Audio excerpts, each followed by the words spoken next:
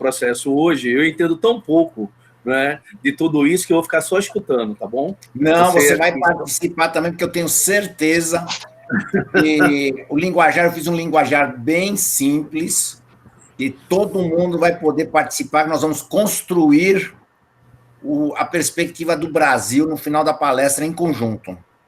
Que coisa boa, fico feliz aí, e convidei muita gente aí, espero que a gente tenha um público bem bacana para compartilhar aí com você. Então, Ana e Silas conduz aí, mas muito obrigado. Eu vou chamar você no final da palestra, você e o Silas, para darem a sua opinião, tá? Eu vou ficar anotando tudo aqui para eu não errar nas perguntas, entendeu? Eu estou sendo bacana que eu estou avisando antes, hein? Pois é, vou fazer isso. Não pode sair para pegar pipoca e se distrair, viu? Muito bem.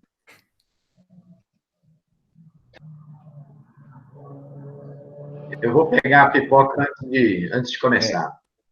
Agora, pela experiência de vocês, deu 8 horas, devemos aguardar mais uns minutinhos. O que você acha, Ana? Eu acho que vamos esperar Silas voltar que a gente começa. Perfeito. Tá? Já reforcei lá nos grupos. Deixa eu...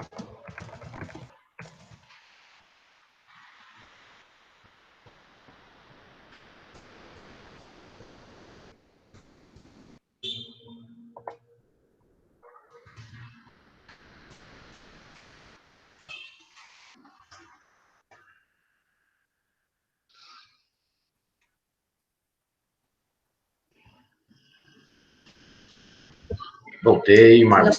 Silas, você está comigo. De volta. Muito bem.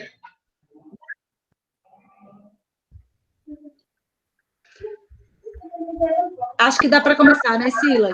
Sim, acho que sim. Estamos aí com já 37 participantes aí no meu mostrador aqui. Acredito que o povo vai começando a chegar aí, ó. Mas podemos já começar assim, sem problemas. Perfeito. Patrícia, então, a Patrícia já assinou o gravador. Essa Silas, será gravada. Você quer fazer uma apresentação? Você quer fazer uma apresentação do Ricardo antes dele começar? Posso fazer sim. Fazer aí uma apresentação. Só para os participantes saberem, a gente está gravando a palestra, tá certo? Pode começar, Silas. Bem, eu tive aí a alegria de trabalhar com o Ricardo Nascimento já eu acho que certeza, no meu início de carreira, né? Fui trabalhar no mercado financeiro junto com o gestor de recursos, o Joaquim Eugênio Ferraz, o grande Ferraz, né, Ricardo? Exato. E aí o Ricardo tinha uma corretora que era do lado da gestão de recursos do Ferraz, e aí acabou juntando a corretora com a gestora de recursos, e aí tive a alegria de trabalhar com o Ricardo, né? Então, Ricardo, na época, tinha vindo do Itaú, né? Era executivo do Itaú, saiu do Itaú para ir para esta corretora, né? Grandes histórias de Itaú, né? Nova York, época que os Setúbal eram estagiários lá do Itaú, do Ricardo, né? Os filhos do Setúbal, os filhos do dono do Itaú, iam aprender a HP com o Ricardo lá no Itaú. E aí, enfim, aí depois o Ricardo, depois que saiu da corretora, né, e acabou se desfazendo da corretora, foi acho que para a Deutsche, né, foi diretor do Deutsche, depois foi para o JP Morgan, enfim. Tem aí um extenso currículo, né, e aí para não ficar enrolando demais, né, é alguém que tem muito a contribuir para a gente, né, na carreira acadêmica também, né, Ricardo? Eu levei ele para esse mau caminho aí, né? Exato. Arrumei umas aulas para ele na faculdade que dava aula em São Paulo. Aí ele tomou gosto por essa coisa aí de dar aula e, enfim, também entrou nessa vereda aí, né, Ricardo? Então, além de executivo de instituição financeira, tem aí uma experiência acadêmica, né? Já tivemos aí a satisfação de ter o Ricardo numa disciplina nossa na Católica Business School há alguns anos atrás. Esperamos que coincida as agendas e que você possa vir aí nos nos agraciar com mais uma disciplina, né? E é isso aí, não vou falar mais, deixar o Ricardo aí. Ricardo, seja bem-vindo, é muito bom tê-lo aí, e vamos começar. Vamos lá. Como a Ana disse, a palestra está sendo gravada.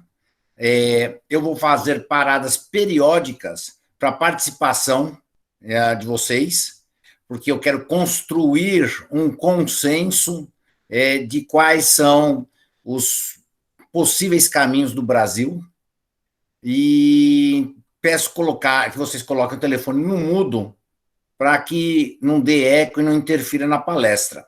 Quando vocês forem participar, vocês tiram do mudo e contribuam com o nosso trabalho.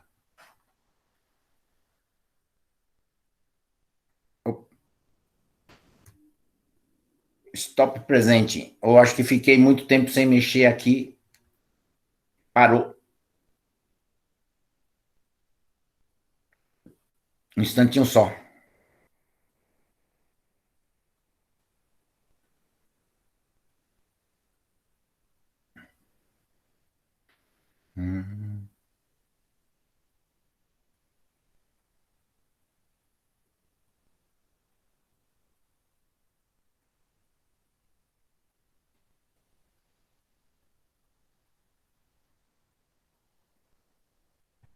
Ricardo. Pronto, está retornando a apresentação. Isso.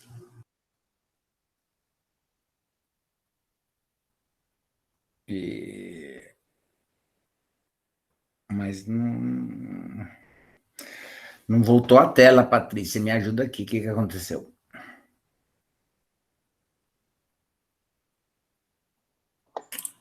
Ricardo, é porque outra participante tinha colocado uma apresentação também. E aí ela acabou entrando e interrompendo a sua. Entendi. Então, ela está entrando de novo para a apresentação. Essa Erideise, no caso. Entendi. E aí, vamos falar com a Erideise. Luiz Otávio, por favor, para a sua apresentação aí, ó. A Erideise é a nossa Erideise aí do curso de medicina. Pois é, Erideise está entrando como se estivesse gravando a palestra e entrando, querendo apresentar alguma coisa, e ela está interrompendo a apresentação de Ricardo. Então, ela tinha que parar a apresentação, os dois, tanto o Luiz Otávio como a Erideise. Pronto, é o Luiz Otávio que está mexendo. O Luiz Otávio é nosso professor aí também. Luiz Otávio? Vou falar no privado aqui com ele. Pronto. Fala aí. Diga que a gente já está gravando, que ele não precisa gravar. Isso, exatamente. Pronto, agora apareceu aí Ricardo apresentando. Espera um pouquinho só. Vai voltar, agora tem que coisa, voltar no Ricardo. PowerPoint. Pronto, está enxergando? Pronto. Se você... Isso, agora, Ricardo. Isso aqui é para a gente testar se está todo mundo atento. Prestando atenção. Então, vamos começar. Então, eu vou dar uma parada periodicamente para a participação de vocês, para vocês contribuírem, tá certo? Eu peguei alguns números, esses números são atrasados, são do dia 30 de março, quem diria que números com 15 dias já estão antigos, né? Mas a gravidade dessa epidemia, a extensão dessa crise de saúde é tão grande que todo dia muda. Então, eu preferi, para não ficar correndo atrás de números, atualização todos os dias, eu pus uma data só para nós termos a noção da extensão dessa pandemia. A pandemia já atingiu 175 países, 735 mil casos registrados e 35 mil mortes. É uma crise de saúde mundial. Para enfrentar essa crise de saúde, nós tivemos ações governamentais na área de saúde pública e econômica. Na área de saúde pública, nós tivemos isolamento social para evitar o contágio e na parte de infraestrutura, porque nenhum país estava preparado para uma epidemia tão grande assim. Então, você vê hospitais de campanha sendo instalados em estádios de futebol, em parques aqui nos Estados Unidos, ou seja, está todo mundo atrasado com relação ao vírus. O vírus é muito rápido e a sua expansão exponencial dizima qualquer infraestrutura que você possa ter. Na área econômica, todos os países estão atacando com programas de renda mínima, porque o fechamento de parte da economia está causando muito desemprego. Então, você precisa garantir que as pessoas tenham condições de sobreviver nessa crise e apoio a setores mais impactados, que são aqueles setores que fecharam. Por exemplo, empresas aéreas, turismo, teatro, shows, futebol, tudo isso parou, tá certo? Isso aí que eu falei foi do lado do governo. Do lado das empresas, as empresas também precisam se preparar.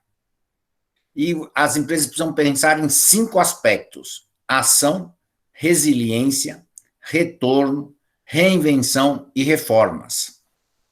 Na parte da ação, nós temos os desafios imediatos. O que eu vou fazer com a minha força de trabalho? Aí você vê aí no Brasil a discussão, reduzir salário, reduzir tempo de trabalho para poder evitar demissão.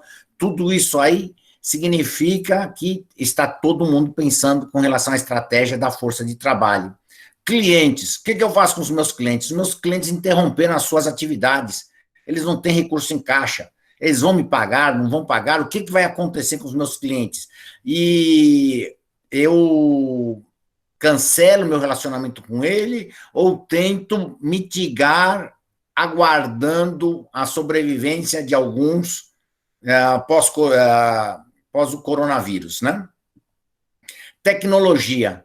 A tecnologia, todo mundo começou hoje a fazer reuniões por internet, aulas por internet. Olha o que nós estamos fazendo aqui. Nós podíamos sonhar essa palestra aqui há alguns meses? Não. Nós podíamos sonhar que o pessoal está fazendo show pela internet? Não. Isso aqui é o desenvolvimento tecnológico.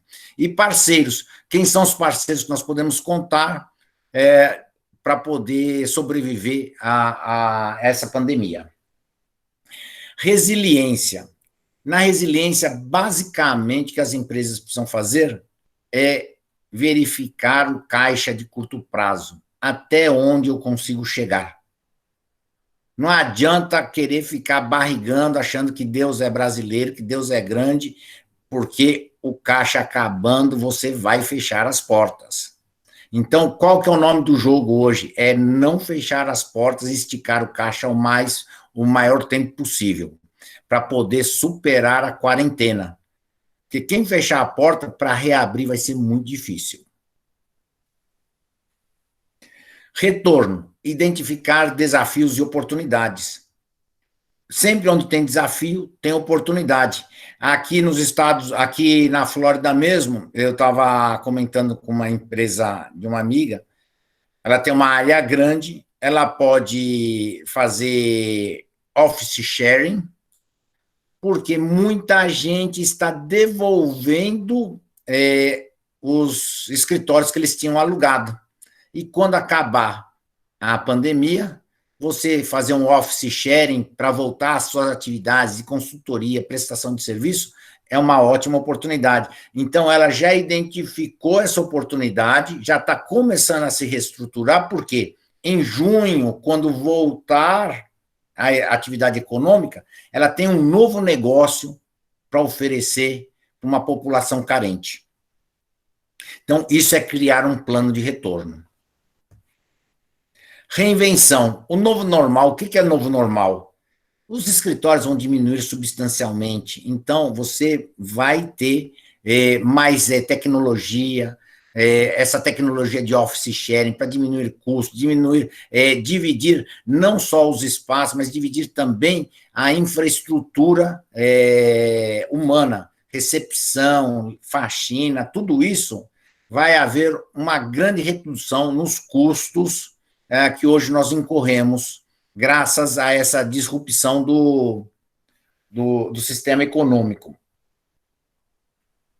E nas reformas nós temos mudanças regulatórias, Você vê, todo dia nós temos medidas provisórias novas aí no Brasil, todo dia nós temos aqui nos Estados Unidos também, o Trump emitindo novas diretrizes, porque está tudo mudando. E nós precisamos ficar muito atento ao que está mudando, ao novo ambiente competitivo, para nós podermos identificar as oportunidades. Tá certo? Como diz no mercado de capitais, você tem que ganhar na baixa e ganhar na alta. Nós estamos na baixa. E quem identificar as oportunidades é que vai tirar proveito desse momento.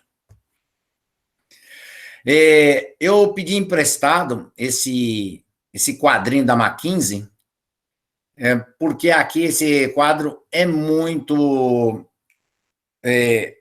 ilustrador do que está da grande discussão que tem no mundo hoje, que no eixo vertical, nós estamos vendo ali, é o que nós estamos, como nós estamos atacando a área de saúde, como nós estamos tentando sobrepujar o coronavírus.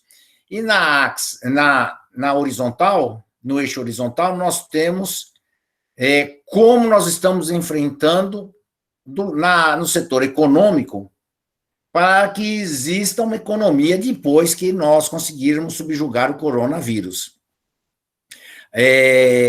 Então, aqui, quanto mais acima, melhor o ataque ao corona, porque você vê lá, até 3 meses para você conseguir superar o corona. Você vê aqui nos Estados Unidos, começou em fim de fevereiro, começo de março, 1º de junho já estão falando em abrir as coisas. Na Europa, já está lá desde o início do ano, e talvez ainda estique mais uns 2, 3 meses. Em outros países, talvez demore muito mais e só consiga superar o problema do vírus quando sair a vacina. Então, pouco eficiente, médio eficiente e muito eficiente. Do lado econômico, a mesma coisa. Políticas econômicas pouco eficientes, médio eficientes e muito eficientes. Aí, agora eu quero dar uma paradinha, que eu quero saber a opinião de vocês. Aonde que vocês acham, em que quadrante estará a Europa, está a Europa, os Estados Unidos e o Brasil?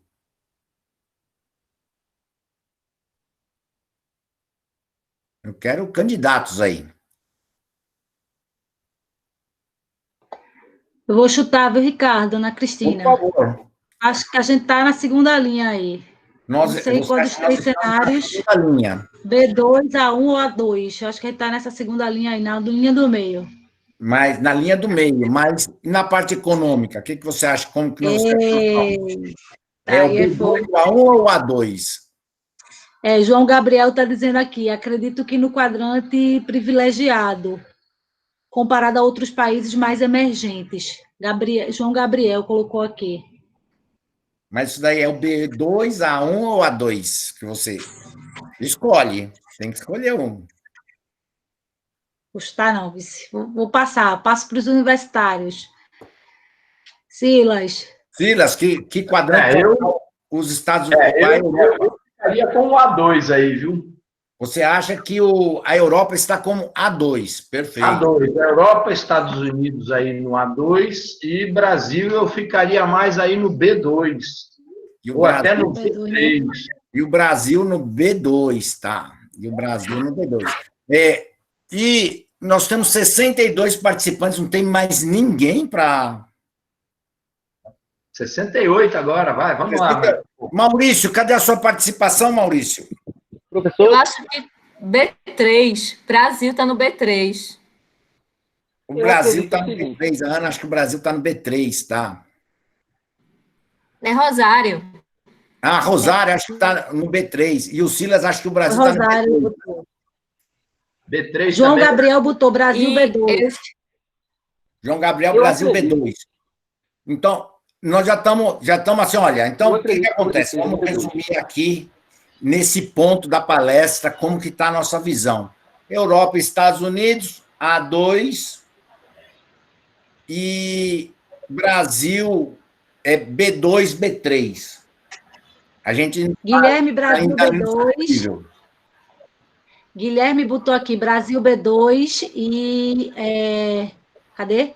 Carlos Rodrigo, Brasil B2, B3, Guilherme, Brasil B2 e Deise, Brasil B3. Então, na média, Brasil B2,5. Vamos lá, Brasil B2,5. Vamos ser...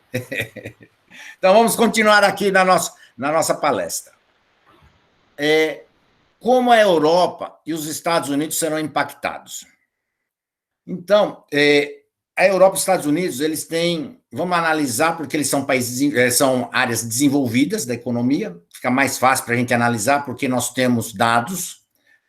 As estruturas das redes de segurança social são muito diferentes da Europa, comparando com os Estados Unidos. Os reflexos são enormes. Nós temos dados para falar que esses reflexos são enormes? Não. Mas considerando tudo que está fechado no mundo, nós podemos dizer que serão enormes esses reflexos. E por serem economias com estruturas sociais distintas, os impactos também serão distintos. Vamos ver como serão esses impactos. Na área de serviços, nós temos turismo, teatro, esporte, cinemas, restaurantes. Tudo isso está fechado. Nada funciona. Transporte e indústria operando, mesmo que precariamente está operando.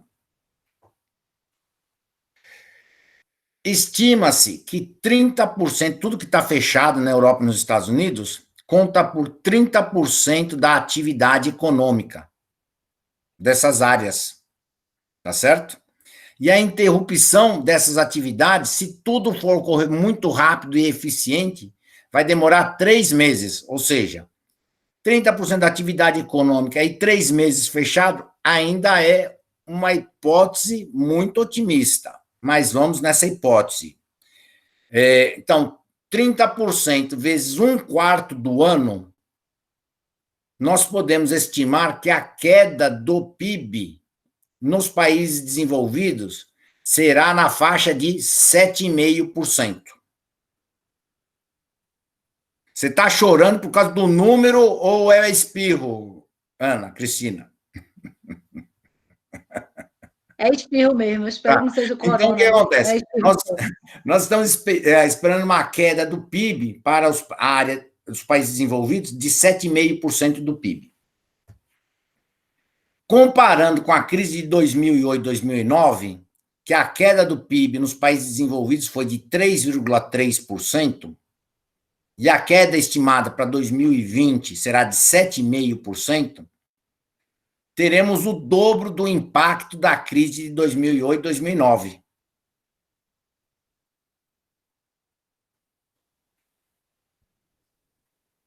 Então, momento de participação, que eu tenho certeza que essa telinha aqui deixou vocês, assim, bem pensativos.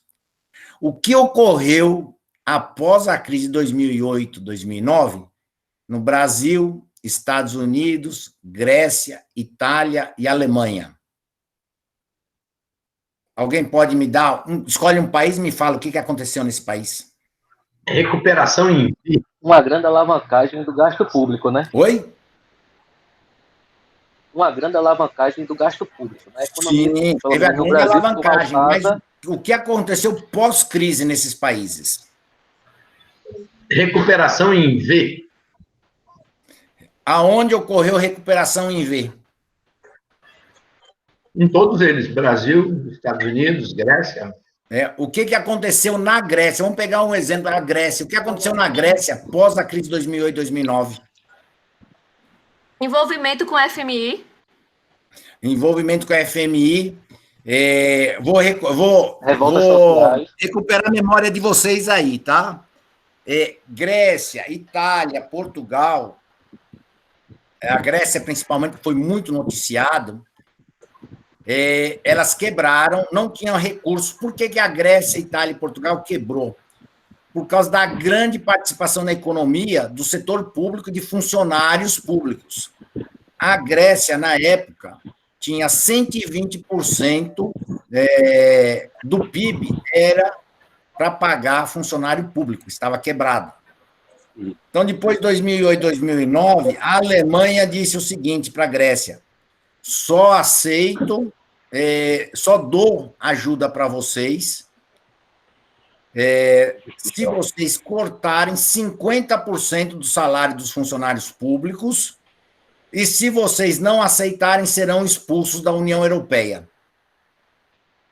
Vocês se recordam disso ou não? Ricardo, Mário colocou aqui, na Grécia quebrou e quase saiu da zona do euro. João falou aqui que lembra sim disso. Tá certo? Então, o que acontece? Aí, o que a Grécia fez? Teve muita confusão, teve muito distúrbio público, greves, tudo, mas a Grécia acabou reduzindo 50% do salário dos funcionários públicos para pegar a grana da Alemanha e se reorganizar. A mesma coisa aconteceu em Portugal e na Itália. Tá certo? Rosário incluiu aqui um cenário de muita violência. Querer sair da União Europeia, né? Oi? Cogitou-se até a Grécia querer sair do bloco europeu, né? Querer sair da União Europeia na época. Na época, exatamente. Mas aí eles acabaram que se saíssem seria uma desgraça total. Por quê? Eles precisavam reorganizar as finanças públicas dos países, desses países que tinham um déficit público muito alto. Verdade. A Alemanha navegou razoavelmente bem e ainda teve que carregar nas costas esses outros países. Os Estados Unidos teve uma recuperação em V. Verdade. Porque, como nos Estados Unidos não tem uma rede social muito grande, que nós vamos ver daqui a pouco, todo mundo tem que trabalhar para sobreviver. Todo mundo, acabou a crise, todo mundo saiu trabalhando feito louco e alavancou a economia. E no Brasil, o que aconteceu? Foi a marolinha do Lula que desencadeou em tudo que nós estamos vivendo até hoje. Tá certo? Então, em que sentido isso? Oi? Em que sentido isso que você falou agora? Que a gente está vivendo marolinha até do hoje? Lula foi porque o Lula falou na crise de 2008, 2009 que não teria impacto no Brasil. Só que o que aconteceu? Quais foram as medidas que o Lula, a administração do país teve naquela época para mitigar esse impacto? Naquela época, o orçamento fiscal do país estava muito robusto, tinha muito recurso em caixa, e aí você poderia tomar duas formas para injetar recurso na economia do país. Ou melhorar a infraestrutura, ou aumentar o salário dos funcionários públicos. E a administração do país, na época, achou mais fácil e mais rápido aumentar o salário dos funcionários públicos. Mas, devido à estrutura trabalhista e de funcionário público, você não pode mudar os ganhos e nem demitir, engessou o país. Por isso que nós estamos sofrendo a consequência do déficit público hoje. Tá certo? Professor? Estão pedindo aqui, desculpa, Félix, estão pedindo aqui para você explicar um pouquinho o que é recuperação em V, rapidamente. Recuperação em V é quando você tem uma crise muito grande como esta, e aí o que acontece?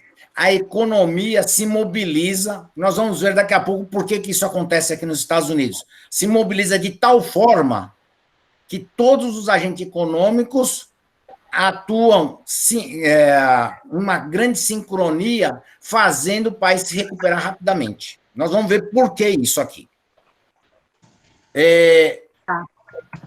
Então, o que acontece?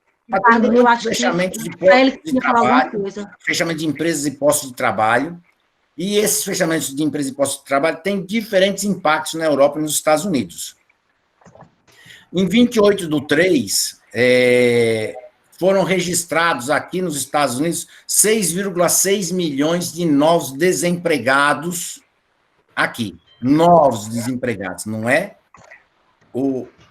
a quantidade, novos. Na Europa, as políticas sociais não permitem a disseminação imediata e o apoio, a demissão imediata e o apoio do governo é maior. Então, na Europa, Aqui não tem contrato de trabalho, a pessoa trabalha por hora. A empresa fechou, o restaurante fechou, fala assim, olha, obrigado, garçom, obrigado, foi embora para casa, o cara não ganha nada. Não tem direito a nada, ele ganha por hora de trabalho. Na Europa, não. Na Europa, é muito mais parecido com o Brasil. Tem contrato de trabalho, ele tem certas garantias governamentais, tem salário de desemprego. Aqui não existe nada disso. Agora, no pacote de 2 trilhões, foi que o Trump gerou algum recurso para as pessoas. Ô, Ricardo, Luiz Augusto está perguntando aqui se você vai comparar a dívida interna e externa hoje com a crise de 2008. Eu chego lá, tá? Eu chego lá. Professor, eu tenho uma dúvida. Sim. Professor? Sim. Também nesse período de 2008, também, é bom a gente lembrar que os bancos públicos socorreram a iniciativa privada. Os bancos, principalmente americanos, né, imobiliários. Não, é que, então, na realidade, aqui nos Estados Unidos não tem banco público, tá? Não, aí foi o Tesouro, no caso, né? O Tesouro... Injetou não, mas nós vamos chegar lá. Não adianta ainda a nossa palestra, nós vamos chegar lá, tá? Na sua dúvida. E a outra pergunta é o que o senhor acha se os americanos estão errados em relação à saúde por não terem um sistema de saúde mínimo que dê conta, principalmente dos mais necessados. Não, que isso agora está sendo um tapa na cara deles. Não vou entrar nesse mérito, mas a gente chega lá, tá? Então, o que acontece? A grande lição de 2008 foi que, para você evitar uma crise maior, para não acontecer o que aconteceu em 1929, você precisa oferecer liquidez o mais rápido possível para o mercado. Porque a crise de 29 teve a Grande Depressão, porque os modelos econômicos antigos diziam que não podia gastar dinheiro. E em 2008, nós aprendemos que você liberando muito recurso, há uma taxa de juros ínfima, porque a economia está parada, não há inflação. Então, nós aprendemos que você liberar muito recurso ajuda a economia a se recuperar. Por isso que agora, em 2020, nos Estados Unidos, foi liberado o valor de 2 trilhões de dólares do pacote do Tesouro norte-americano. Tá certo? Ricardo, eu acho que era isso que o Félix estava falando, né? Uma interferência bem keynesiana de modelo, né? Acho que exato. Era isso que ele estava tentando falar. Então, mudou muito. Aí, no Brasil, também estamos fazendo o que podemos. Não temos 2 trilhões de dólares, porque o tamanho do país é distinto, o tamanho das economias são distintas, nós já vamos ver daqui a pouco. Mas estamos liberando o que podemos de recurso o mais rápido possível para chegar lá na ponta. Esse programa da Caixa Econômica dos R$600 é muito bom, porque a pessoa que não tem o que comer vai pegar esses R$600, vai gastar na hora, e vocês sabem que a velocidade da economia multiplica esse recurso várias vezes, melhorando a capacidade de recuperação do país. Nós temos várias áreas que são claramente impactadas, negativamente e positivamente. Turismo acabou no mundo inteiro. A recuperação vai ser muito lenta, mesmo devido ao impacto econômico, porque até as pessoas recuperarem sua capacidade, recurso em caixa, para começar a fazer turismo, vai demorar um pouquinho mais. Lojas físicas que já estavam sofrendo demais, agora, com essa crise, as pessoas aprenderam mais ainda a comprar online. Então, as lojas físicas vão sofrer muito. O que vai aumentar muito é home office.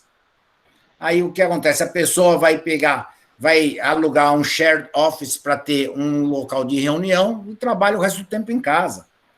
Então, high-tech, empresas de alta tecnologia, você vê aqui Google, Zoom, todas essas empresas estão nadando de braçada. Todo mundo aprendeu a fazer reunião pela internet hoje. E compras online. De quem podemos esperar ajuda? Depende de onde você mora. Então, em alguns países, você pode receber 90% do seu salário e a medicina estatal é da melhor qualidade possível. Em outros países, você vai receber que é a outra ponta do espectro, mínimo para sobreviver, e medicina privada. Não preciso dizer que a primeira linha é Europa e a segunda linha é Estados Unidos. E aqui, entre um e outro, tem vários países. Entre eles, mais para lá ou mais para cá, está o Brasil, tá certo? Donos de pequenos negócios, pequenos e médios negócios em Bruxelas, eles receberão até 4.300 euros mensais para compensar a perda de negócio, perdas de receitas. Ou seja, fechou a loja do indivíduo, ele vai receber 4.300 euros para compensar a perda de receita. Nos Estados Unidos, o governo está oferecendo pacote, está oferecendo empréstimos. Algum dia a empresa vai precisar pagar. Na Europa, o pessoal recebeu, é fundo perdido. Nos Estados Unidos, ele vai pegar um empréstimo e vai precisar pagar. Se ele não pagar, ele vai falir. No Brasil também. Então, vamos lá. Quem falou agora? Leidiane. No Brasil também. Olha, acabei de pôr. E no Brasil, o que teremos, Leidiane? Tá passada a bola para você.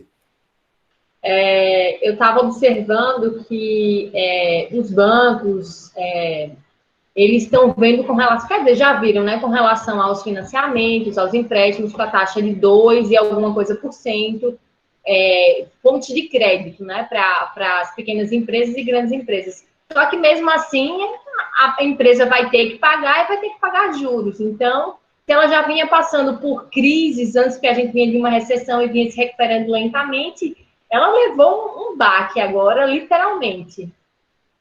Perfeito, perfeito. Mas é só nesse aspecto... Mas, professor... Oi. Professor? Sim. Mas aí a gente também tem que ver o seguinte, uma coisa que a gente vê, pelo menos com grande parte dos países europeus, por exemplo, a Alemanha, que tem a fundo perdido, até a constituição do crédito do Tesouro alemão é totalmente diferente da gente. O Tesouro alemão ele é totalmente não endividado, já por uma questão que muitos analistas dizem que até psicológica, eles não gostam de endividar o Tesouro, haja vista viram inflação a ter dinheiro só com uma face tão alta, e tem caixa para fazer isso, diferente da economia brasileira. A gente isso, mas por que o governo alemão tem caixa? Porque aí eu reverto a pergunta para você. Por que o governo alemão tem caixa e o governo brasileiro não tem caixa? Porque a priori, nosso Estado, nossa despesa fixa, como manutenção de Estado, é muito grande. A gente Sim, mas por quê? Hoje, só menos de 3% do orçamento público vai para investimento. Sim, então deixa eu te dar a conclusão. Porque, historicamente, o alemão organizou muito bem a sua estrutura de Estado. E o Brasil sempre organizou muito mal a sua estrutura de Estado. Então, o que acontece? Quando a Alemanha, que foi o grande fiador da comunidade europeia, disse para a Grécia, olha, Grécia, ou você corta 50% do salário dos funcionários públicos aí, ou você será expulsa, foi dizer o quê para eles? Olha, você tem que rezar na minha cartilha. Isso. E aí o que acontece? E justamente não existe isso. Então, o que acontece? Quando você é perdulário, não poupa, isso aí a gente ouve da nossa mãe desde criança, né? Se você não economizar dinheiro, o que você precisar, você vai ver só, vai ser difícil. Professor, a gente só veio ter um orçamento único em 89. Sim. No Brasil. Sim. A gente tinha 5 orçamentos, a gente nem sabia o que gastava. Desde a proclamação da República que o Brasil tem esse problema, não é uma questão histórica. Não, isso. Mas o brasileiro vai ter que enfrentar, tá, Wellington? Então, vamos seguir aqui. Concordo, professor. Então, as redes de proteção variam muito de país a país, com impactos na recuperação econômica que se pautará. Então, o que acontece? Dependendo de quão forte é a sua rede de proteção, vai ter impacto na recuperação econômica. E esse impacto é na rapidez da reação dos agentes econômicos. Então, governos, entidades privadas e força de trabalho. e no peso orçamentário da rede de proteção social. O que significa? Quanto maior a rede de proteção social, é mais lenta a recuperação. Por quê? Que incentivo tem um funcionário da União Europeia que ganhava trabalhando 5 mil euros por mês e agora ele está ganhando 4.500 em casa sem fazer nada? Que incentivo ele tem de ir para a rua matar um leão para levar comida para casa? Nenhum. Tá certo? Então, isso causa uma demora maior para a recuperação econômica. Enquanto aqui nos Estados Unidos, o cara, se não for para a rua, catar um serviço qualquer, cortar grama, entregar jornal, fazer qualquer coisa, ele não tem dinheiro para levar para casa, não. Ele não tem esses benefícios todos. Por isso que a recuperação econômica aqui nos Estados Unidos é mais rápida do que na Europa. Agora, vamos ver aqui o Brasil, propriamente dito. Mais desregulamentação, né, professor? Oi? Mais desregulamentação, né? Quanto mais desregulamentado, a priori, menos o Estado interferir na economia, parece que a economia se volta, né? Exatamente. Ela é um organismo vivo, né? Então ela tem um poder de se reestruturar muito rápido. Se reorganizar. Nós vamos chegar lá. Vamos ver o Brasil aqui, que eu quero jogar essa discussão aí para vocês, que eu acho que vai pegar fogo. População do Brasil, 208 milhões. O PIB do Brasil são 3,4 trilhões de dólares. Ou seja, você vê a diferença de capacidade financeira entre o Brasil e os Estados Unidos. O Donald Trump está dando 2 trilhões de dólares de auxílio para a economia se recuperar. É mais da metade do PIB brasileiro. O crescimento nos últimos 5 anos foi de 0,8%. Renda per capita de 16 mil dólares. Desemprego 12,5%. Inflação 3,7%. Os gastos do governo hoje estão na faixa de 38,9% do PIB. Isso aí pré-crise coronavírus, né? A carga tributária está em 32,3%. Nós temos um déficit fiscal de 7,6%, ou seja, falta 7,6% do PIB, ou seja, cerca de 200 vezes 8, 160 bilhões de reais, né? É isso, não? De 3,4 vezes 20, 600 bilhões de reais, falta para o governo para poder pagar, tá certo? Aí, com a crise, vamos fazer uma continha bem básica. Quanto foi que eu falei que podíamos estimar a queda do PIB dos países desenvolvidos? 7,5%. 7,5%. Então, vamos usar a mesma taxa de redução do PIB que nós vamos usar para os países desenvolvidos, que é uma taxa muito conservadora para os países desenvolvidos e muito mais conservadora de queda para o Brasil, que está numa situação muito mais precária economicamente. Como os gastos do governo são inelásticos, o que acontece quando o gasto é inelástico? Silas, me ajuda aí, Silas. Você não tem como reduzir. Não tem como reduzir. Isso, cai a arrecadação, mas o gasto continua igual. Exatamente. Então, o que acontece? O gasto que eu tinha lá de 38,9% daquele PIB lá, quando o PIB caiu 7,5%, eu divido 38,9% por 92,5% e chego nos 41,5%, 42,1%. Tá certo? É o novo percentual, ou seja, em números o valor é o mesmo, mas em relação ao PIB é muito maior.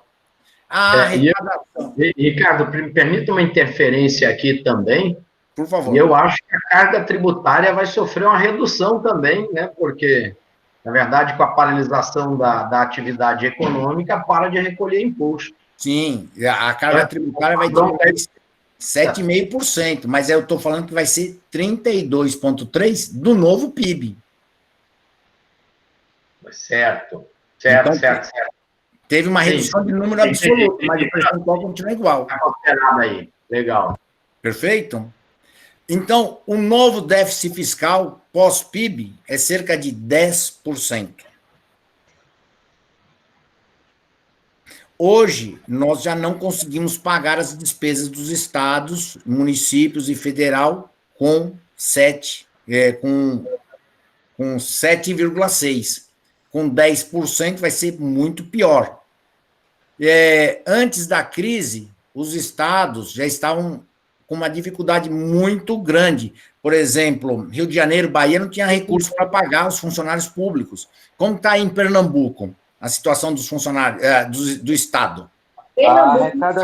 A arrecadação do ICMS hoje não dá para pagar o funcionalismo público. O Estado teve que fechar a conta utilizando dinheiro de PVA e ainda antecipação da folha para o Bradesco. 2021. Por isso que a gente conseguiu fechar a conta. Pernambuco hoje não gasta nada de investimento. Hoje Pernambuco serve para manter a máquina. Usa todo o dinheiro para pagar funcionário. É isso. Então, a gente está brincando que é o Pires. É o Pires, né? Bota 4 Pires e vai rodando. Então, o que acontece? A grande arrecadação do Estado é o quê? É o ICMS. Parou o Estado. Quanto que o Estado está arrecadando nessa fase de fechamento total? Vai cair 50% a 60%. Oi?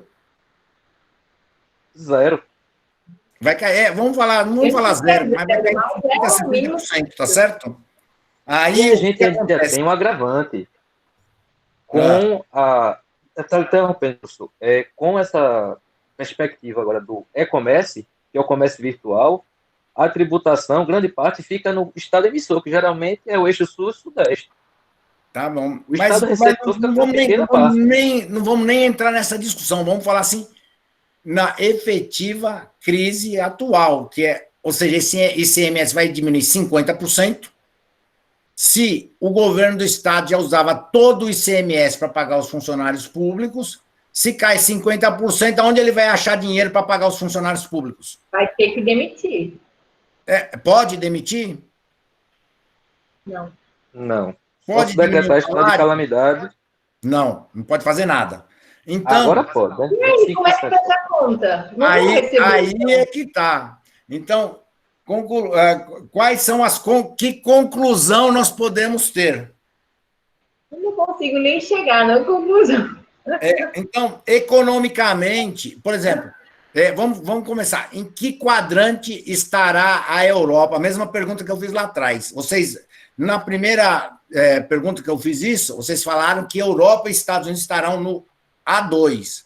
Vocês acreditam ainda que os dois vão estar no mesmo quadradinho? Não, agora não mais. Em que quadradinho estará os Estados Unidos? A4. Levando em consideração que se recupera rápido. Os Estados Unidos provavelmente vai estar no A4, porque ele está atacando o vírus aqui com muito dinheiro. Política keynesiana, né? 2 trilhões de uma vez, né? Está muito, muito pequeno. E está colocando muito dinheiro na economia, e ainda não tem rede de proteção social. Quando todo mundo voltar, quando abrirem os negócios aqui, todo mundo vai precisar matar o seu leão para poder comer. E a Europa vai falar. E na Europa, onde estará a Europa para vocês? Estará no conforto. Oi? Eu estou fazendo uma aqui. Professor, eu acredito que 1-1 a Europa. A Europa vai cambalear muito, mas ainda tem muito caixa. A Europa tem muito caixa para injetar na economia. Caixa, exatamente. Vai cambalear, provavelmente vai estar no A1. Porque o que acontece? Ele não conseguiu resolver o vírus em 3 meses, vai resolver em 6 meses, vai ter um retorninho, como está acontecendo na Espanha agora, mas vai resolver, devagarzinho vai resolvendo. tá certo? Então vai estar no A1. E o Brasil, depois de tudo isso que nós falamos, estará onde? B2. No B2. Não. Você acha que o Mandetta está falando que nós vamos conseguir controlar o vírus quando? Não, sem Na previsões. verdade, veja, o que eu vejo é o seguinte, a União, ela ainda tem, agora, né, com a nova política orçamento de guerra, a gente vai desvincular muito dinheiro. Então, a gente vai injetar muito dinheiro na economia. Veja, a gente, Não, o B2... economia ainda, amigo. Estou falando do vírus. Talvez Quanto B4. tempo nós vamos demorar para controlar o vírus? Professor Ives falando, uma última declaração do Mandetta é que os piores meses serão maio e junho. Então, ele já, na opinião dele, ele já jogou o primeiro semestre fora, né? Então é o seguinte... O ano acabou, querido. O ano acabou. Julho, agosto... Então, provavelmente, nós vamos ter que esperar mais de 6 meses. Ou seja, Exatamente. se a linha do meio ali é até 6 meses, o Brasil está em que linha? Eu acho que não. Sem paixão, hein, não. gente? Nós estamos na linha de baixo, né? Talvez B3. Tá certo? B3, Nós estamos na né? linha de baixo.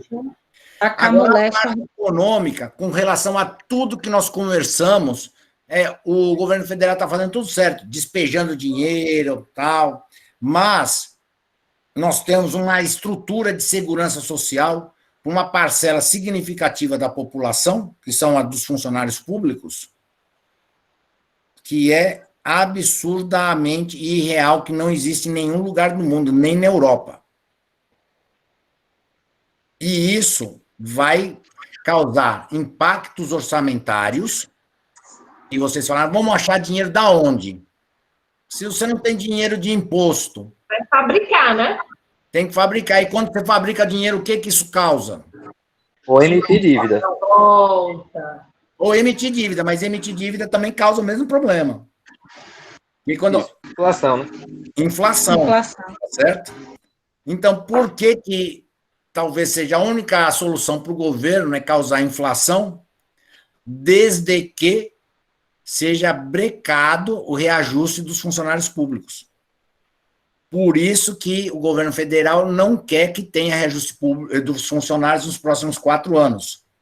Porque daí você põe aí uma inflação de 15% ao ano, em 4 anos você correu 50% do salário dele, voltou a um nível razoável que o orçamento dos governos estaduais, municipais e federais conseguem pagar. Então, o que acontece? Em que coluna nós estamos? Nós já sabemos que estamos na última linha. Mas em que coluna nós estamos? Na primeira, na segunda ou na terceira? Para mim é na terceira. Na terceira, muito efetiva? Você vai conseguir mandar os funcionários embora? Vai conseguir cortar Não. o... Não. Não. Mas agora é com relação à economia? Em relação à economia. Ah, tá, ok. Eu acredito que o Brasil está na primeira coluna, na segunda. E você, A crise do- vai em qual? B3 ou B4. Professor, B3,5, vai. Entre o B3 e o Você B4. é um brasileiro que acredita, né? Professor, se a Maurício, crise, se a você crise de não me falou aí onde 2008... você está, Maurício? Onde está o Brasil, Maurício?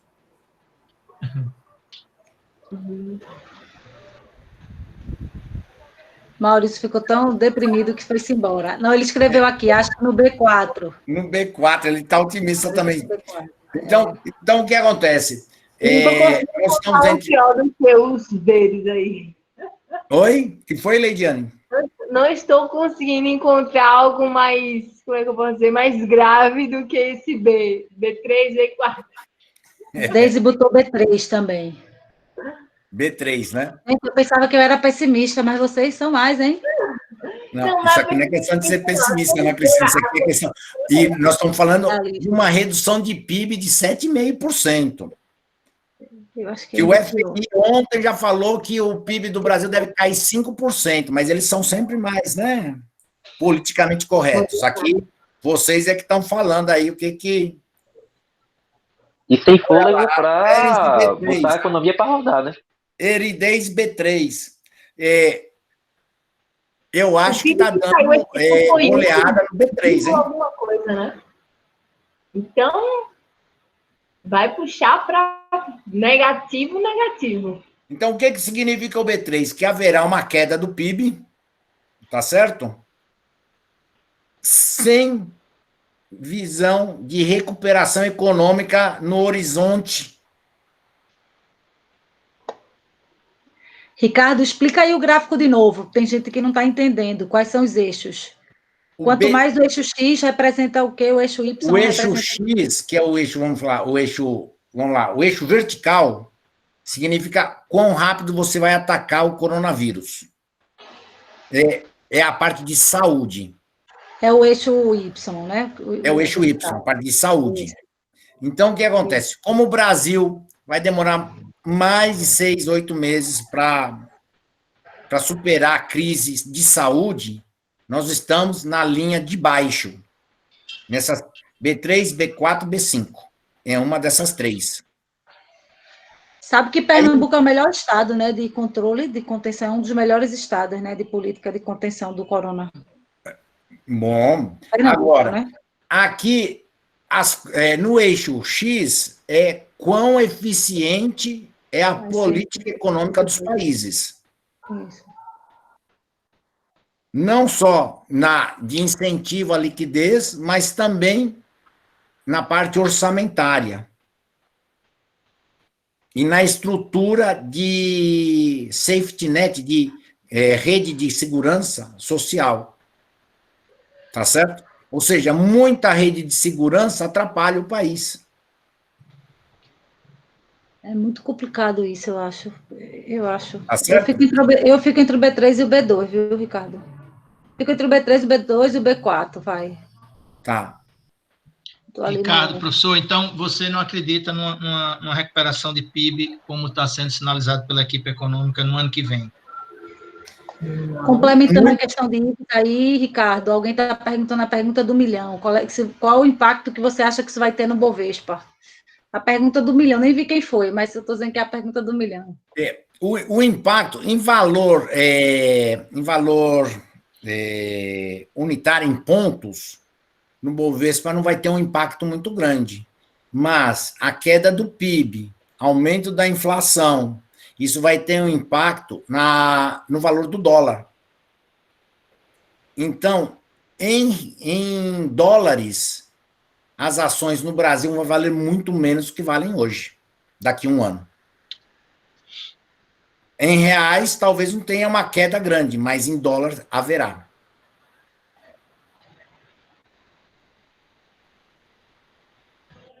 Deise botou uma interrogação, mas mesmo com a subida do dólar, aqui? O dólar vai subir mais ainda. Cada vez que o dólar sobe, em valor real, o valor das ações na Bovespa cai. O valor das empresas cai.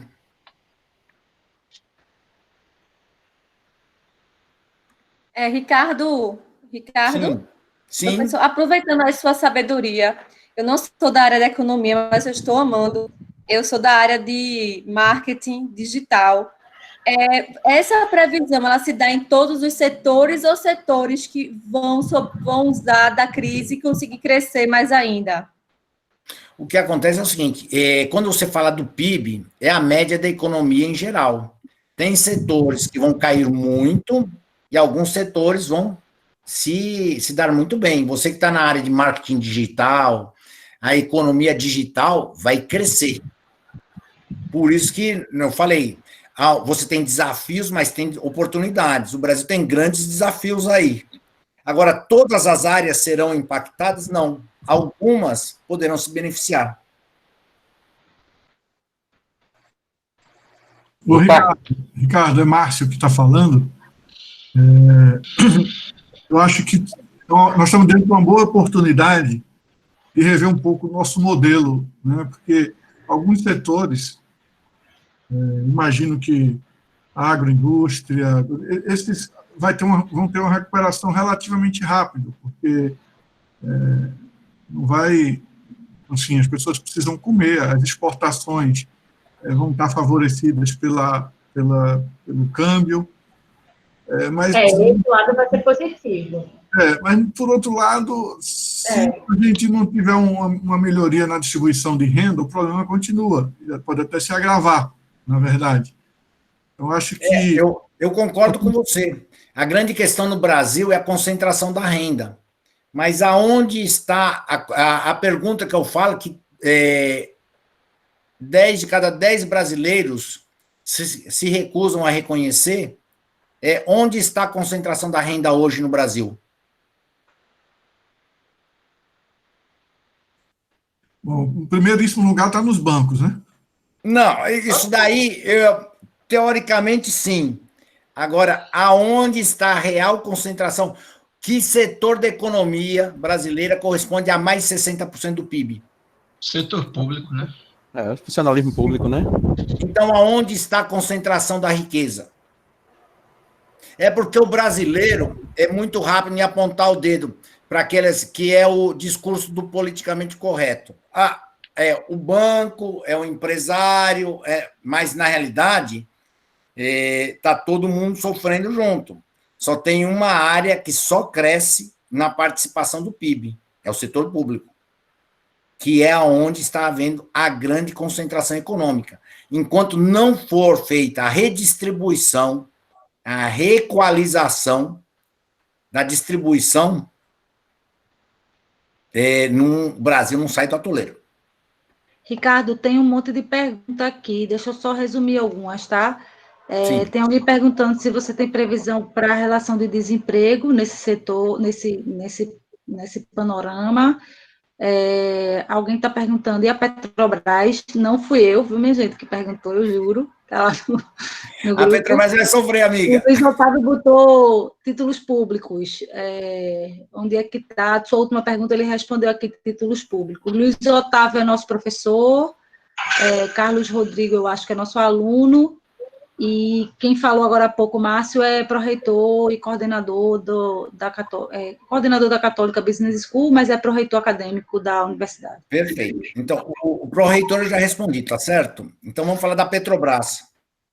O que está acontecendo com o preço do petróleo com essa pandemia toda? Acabou o consumo, todo mundo parou, ninguém gasta mais, todo mundo fica em casa. O preço do combustível aqui, da gasolina aqui, caiu de 2,50 para 1,40 o galão. Mas aqui não cai não, viu? Nos postos não cai não. Mas daí... Caiu. Recentemente eu vi, está sendo vendida a 3,79, quase o preço de álcool. E aí, o que acontece? Com a redução do preço, também cai... porque usa muito a Petrobras na parte de política, arrecadação fiscal... Mas a Petrobras vai diminuir a receita dela. O caixa da Petrobras será impactado, com certeza. Por mais que você tente blindar. Tem algum problema com a Rússia, né? Oi? A Rússia e os árabes, com relação ao petróleo, teve um problema esses dias. Que eles não quiseram reduzir a produção de petróleo, e como diminuiu o consumo, lei da oferta e demanda, caiu o preço. Tá certo? Aí, qual que era a última pergunta? Títulos era do emprego. Títulos privados e títulos públicos não, acho que era títulos privados e a questão do desemprego nesse cenário. A questão do desemprego. Então, vamos falar assim, vamos ver, títulos de renda fixa, públicos e privados. Quando você vai comprar um título de longo prazo, e você tem uma perspectiva de subir a taxa de juros, porque vai subir a inflação, num primeiro momento vai continuar caindo, mas depois que passar isso aí, vai subir a inflação, vai subir a taxa de juros. O que acontece com o preço dos títulos públicos? Não estou garantindo que vai acontecer isso, tá? É uma análise. Mas o que acontece com os títulos públicos quando sobe a taxa de juros? Os títulos de longo prazo. Desvalorizam, né? Desvalorizam. A Selic se valoriza. A Selic é taxa de juros diária, né? Um título de longo prazo, você comprou a 6% de juros hoje, se o juros for para 10%, ele caiu 40%, o valor dele. Massa.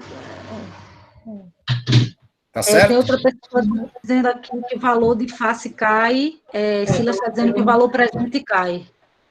Exatamente, conforme sobe a taxa de juros, o valor de face cai. Aí o que acontece? Você compra hoje um título de longo prazo por R$100, amanhã a taxa de juros subiu, o seu título de longo prazo vai valer 95, 90. Tá certo? Agora, desemprego. Então, o negócio é ficar em título de curto prazo hoje. Por isso que quando tem muita inflação, ficava aquela maluquice nos bancos, no overnight que tinha, lembra?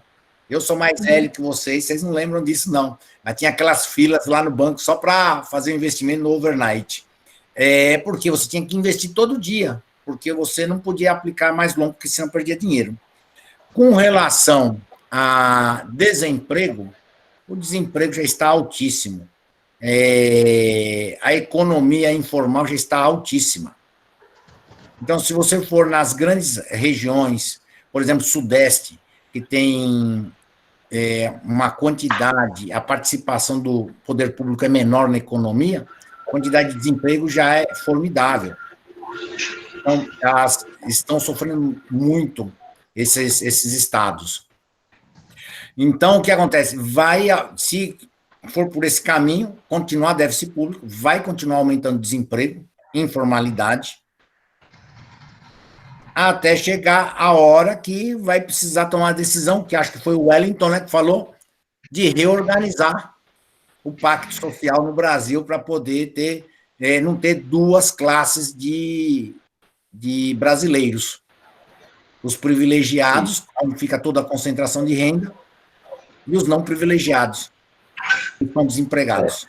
Ricardo, eu queria até a tua opinião. Eu sempre falo, porque eu particularmente sou da área de direito, né, e também pesquiso com relação a direito financeiro. Eu sempre digo que a gente vê a desigualdade do Brasil, não é olhando para a Constituição, mas sim pelo orçamento. Quando você vê como o Brasil trata o orçamento, como ele gasta o seu dinheiro, você fica indignado. O problema é que o povo brasileiro não olha o orçamento, não vê o orçamento. Né? O Wellington é da área de direito, mas ele é nosso aluno também, viu, Ricardo? Da turma 2 do MC. Não, mas o Wellington levantou um ponto muito importante, viu, Wellington? Muito bom esse ponto. Porque quando você vê a forma com que onde está a distribuição de riqueza que o orçamento público deveria fazer, quando ele concentra toda a sua despesa numa única área. Cadê os miseráveis? Não tem vez no orçamento brasileiro. Isso. Se a gente olhar, por exemplo, Bolsa Família, que tanto se fala, é 20 bilhões por ano. É mínimo, tá certo? Uma grande empresa leva isso do BNDES, já levou. Mas vamos, agora, Ricardo, eu queria uma opinião sua com relação ao seguinte. Veja, as nossas reservas internacionais em dólar, em moeda estrangeira, estão bem altas. A gente tem até um colchão bom de solvência. Com essa crise, a tendência do mundo é redução de taxa de juros.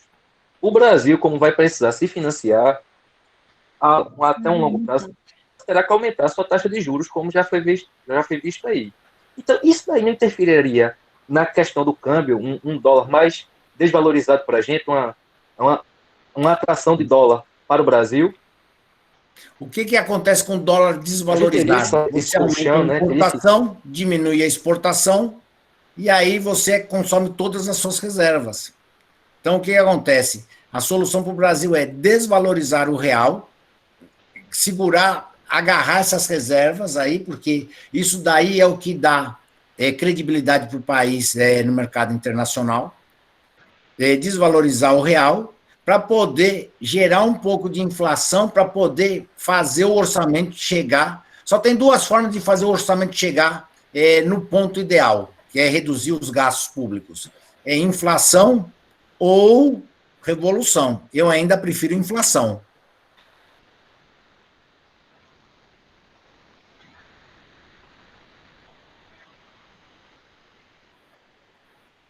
Boa noite, professor Luiz Otávio, tudo bem? Eu trabalho no mercado financeiro e no Brasil as instituições financeiras são muito poucas. 5 delas, as principais, elas têm postergado e adiado as dívidas, tanto as dívidas das empresas como das pessoas físicas, alongando todo o seu portfólio por mais 90 dias, o atraso do pagamento agora, postergando o próximo pagamento de qualquer parcela daqui a 90 dias. O senhor acredita isso ser suficiente para manter os créditos do Brasil e o que é que isso pode acontecer depois? Obrigado. Isso daí, além de ajudar os clientes, é uma alta ajuda para as próprias instituições financeiras. Porque, ao postergar, ela está repactuando, está fazendo uma negociação com seus clientes e, portanto, os seus clientes não estão ficando inadimplentes. E ele não precisa lançar isso aí no balanço como créditos insolventes. E não vai impactar o balanço deles. E aí não perde a nota os ratings que essas instituições financeiras normalmente captam recursos aqui no exterior. Então, elas continuam captando recursos a taxas privilegiadas aqui. Obrigado. Nada. Professor, a crise política é uma variável a se considerar, a piorar mais ainda nosso cenário? É que na crise política, porque em 2008, 2010, você vai entender o que é o porquê da crise política. Todos nós sabemos o que precisa fazer economicamente, tá certo? Em 2008, 2010, para poder garantir a permanência do PT no poder, foi editada uma lei que funcionários públicos podem pedir licença dos seus cargos para se candidatar a qualquer cargo eletivo. Por isso que você vê em tudo quanto é cidade, candidato a vereador é tudo funcionário público, nos estados, deputado estadual, deputado federal, a grande parte são funcionários públicos a candidatos. Se eles não ganham, eles voltam, por essa lei, eles voltam para o seu cargo, sem nenhum prejuízo. E era uma licença remunerada. Então, o que você acha que aconteceu nas câmaras de vereadores, deputados estaduais e deputados federais hoje? A composição da origem desses deputados. Todos são funcionários públicos. Não diria todos, mas uma grande maioria, né? E aí vem a questão mais política técnica. Então, o que acontece? A crise política se dá por quê? A necessidade do país vai de encontro aos interesses particulares representados, né, nos nossos entes representativos, tá certo?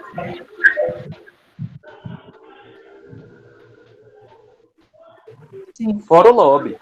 Não podemos esquecer, quem viaja a Brasília vê que o corredor do Congresso só é de lobista de categoria funcionário público. Você não vê categoria da iniciativa privada fazendo lobby nos corredores do Congresso. Mas é porque são eles mesmos, são eles mesmos. Então, o que acontece? É um catch-22 que nós falamos aqui. No Brasil, isso significa sinuca de bico, para quem joga sinuca. Tradução, porque eu não jogo. Né? Tradução é a seguinte, não tem saída, você vai ter que arranjar uma saída não política, ou pela área econômica, tá certo? Que eu acho que é a saída mais fácil, você gerar uma inflação, fazer o dólar chegar aí a 8, 10, em 2, 3 anos. Como é que você considera que o governo brasileiro atual está lidando com isso? O governo brasileiro está tentando fazer o máximo possível com o mínimo de ferramentas que ele tem. Exatamente. Oi? Exatamente. Então, o que acontece? O coronavírus, o que está acontecendo hoje no Brasil, a minha estimativa é que ia demorar mais uns 2, 3 anos para acontecer. Mas o Covid-19, o que ele fez? Ele antecipou toda essa dinâmica e abriu tudo que está acontecendo na parte econômica no país.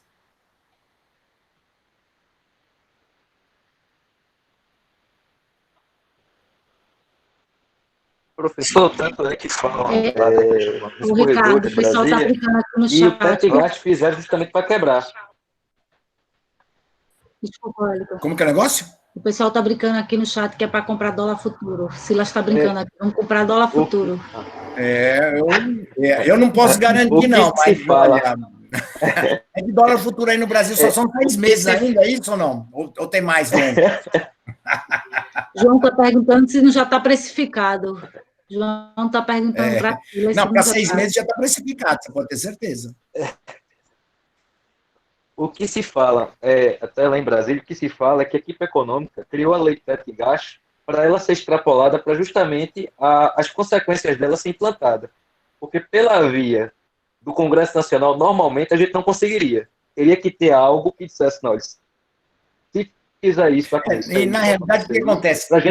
Com todo esse orçamento de guerra que nós estamos falando, tudo, vai estourar o orçamento, vai aumentar a níveis insustentáveis o déficit público, e aí o que acontece? O Brasil vai precisar tomar uma decisão do que quer, como quer o seu futuro.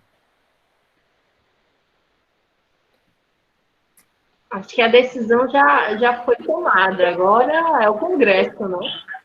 Agora, eu queria, depois de tudo isso que nós falamos, eu queria, assim, 2 voluntários para resumir qual é o resultado da nossa apresentação aqui. O que vocês levam para casa?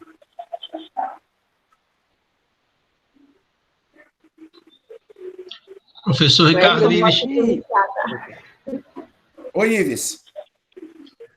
Uma das coisas que está ficando clara aqui da sua apresentação, já lhe agradecendo, professor, é que uma das soluções que você está defendendo é desvalorização do real e um pouco de inflação carregada aí em algumas alternativas, né?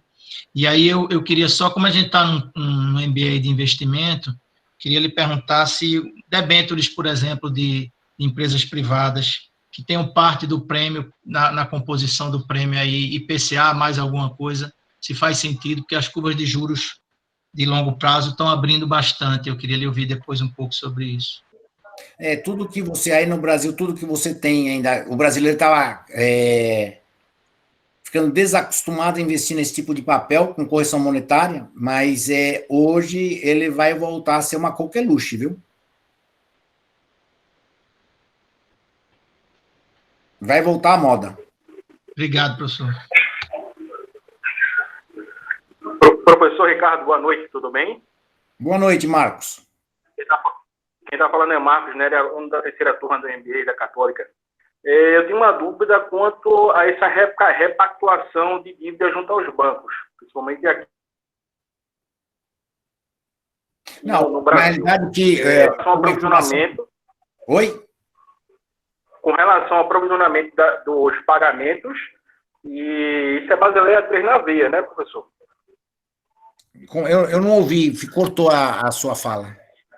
Tá melhor agora? Tá, melhorou. Tá, vamos lá. Então, minha preocupação é quanto a essa repactuação de dívidas junto aos bancos, tá? Eu sei que esse movimento está acontecendo também. Marco, tu pode fazer a pergunta de novo, por favor, porque cortou o áudio, a gente não ouviu não sua pergunta, ninguém ouviu, eu acho. Tá melhor agora? Melhorou agora? Agora sim. Melhorou. Então, minha preocupação é com relação à repactuação das dívidas junto aos bancos, tá? Na questão do provisionamento. Isso é Basileia 3 na veia, né, professor? Eu estou enganado. Isso, mas o que acontece? Mas aqui o que nós estamos vendo, pelo que eu ouvi aqui na apresentação, não é uma repactuação. É uma negociação aonde os bancos estão negociando com os clientes e dando mais prazo para o pagamento dos seus devedores, tá certo? Então, isso aí não impacta a Basileia. A Basileia só é impactada quando você tem atraso. Entendi. Entendeu? Obrigado, professor, pela dúvida. Entendi. Obrigado. Isso mesmo, Carlos Santana disse isso mesmo. Bom, então eu acho que é isso. eu acho que eu deixei muita coisa para vocês pensarem. Vamos deixar passar mais 1 ou 2 meses, quem sabe a gente pode fazer mais uma conversa e ver o que está acontecendo. Ô, Ricardo, e você não disse qual era o quadrante que você acha que está o Brasil, né? Você chegou a dizer, não, né? Não disse não, mas a minha percepção é que o Brasil está no B3. B3, né? Entendi. A recuperação vai ser longa e tortuosa, porque nós passamos pelo déficit fiscal, enquanto nós que não é uma solução de curto prazo. Antes de você agradecer e terminar, eu vou agradecer você ter participado aqui com a gente. Vou deixar o agradecimento também de Márcio Ekede, que teve que sair um pouquinho em nome da universidade, a sua participação, e agradecer a participação dos alunos também, dos professores. Tem muito professor aqui, né? Foi massa, viu, galera? Obrigada. Ricardo, obrigada. Obrigado vocês pelo convite. Eu sempre fico muito feliz quando eu estou junto com vocês. A instituição de vocês mora no meu coração. Estou com saudades de ir aí a Recife, passar alguns momentos com vocês e poder ver a turma de vocês. Espero que isso possa acontecer logo mais. Muito bem. E, a princípio, já está aceito o convite para daqui a 2 meses a gente voltar a falar, viu, Ricardo? Tá ótimo. Isso, a gente já vai agendar aqui, daqui a 2 meses. Pode agendar, vamos ver. E façam suas apostas nos bens, né? Tá ótimo. Obrigado, boa noite para vocês.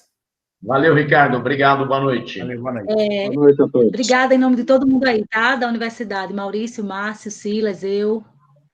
O pessoal tá chovendo recadinho aqui no chat. Obrigada, foi massa, excelente, muito bom. Obrigada.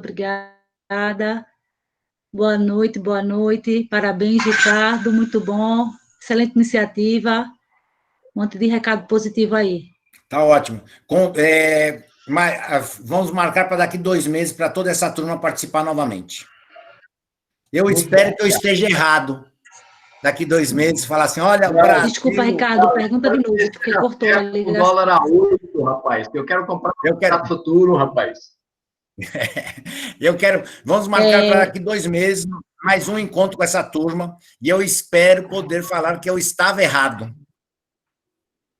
Silas quer que chegue a 8. Tá certo? Vai ser difícil, mas... Eu quero dólar a 8, rapaz. Silas já está comprado. Eu ainda estou apostando no B2. Ricardo, eu aprendi alguma coisa que eu acertei que estava no B3, tá? Tá vendo só? Você esconde o leite, viu, Maurício? Eu ainda tô... Olha, eu queria muito agradecer a você, Ana já fez os agradecimentos, mas já está marcado aí para daqui a 2 meses a gente olhar esse cenário. Eu queria muito agradecer. Fazer, né, a gente vai ter aí esse vídeo disponibilizado para algumas pessoas. Eu acho que foi extremamente rico a participação. Obrigado, viu? Obrigado vocês todos. Até mais. Até logo. Boa noite.